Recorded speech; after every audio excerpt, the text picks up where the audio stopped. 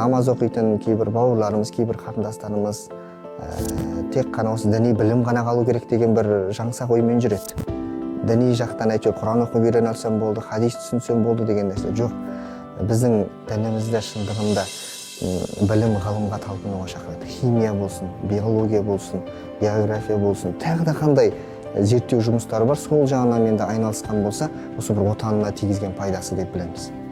Тарихты қарайтын болсақ, 12 мен 15 ғасырдың арасы қателеспесем. Тарихта енді оны қараңғылық ғасыры деп айтқан ғой.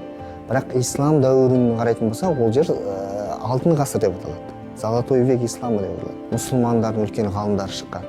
Тіпті қазіргі таңдағы көліктердің алғашқы аналогтарын жасаған, мотордың қозғаушы күштерін жасаған, алғашқы операциялар жасаған медицина тұрғысынан, алғашқы адам баласының ұшуға мүмкіншілігі бар екендігін дәлелдеп кеткен ғалымдар болған. Математика тұрғысынан, есептеу тұрғысынан, деген секілді құрылыс тұрғысынан осы мұсылмандар үлкен бір жұмыстарды атқарған.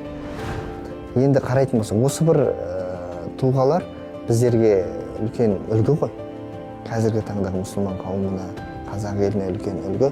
Сол үшін де біз отанымызды осы жағынан да қорғайық. Осы жағынан да біз соған бір ат салысайық.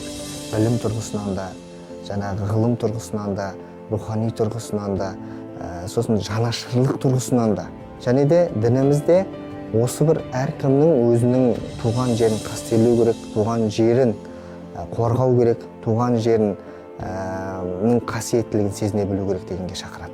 Осы елде тұрып жатқаннан кейін, осы елде дүниеге келгеннен кейін сол отанымыздағы оған деген құрметіміз ерекше.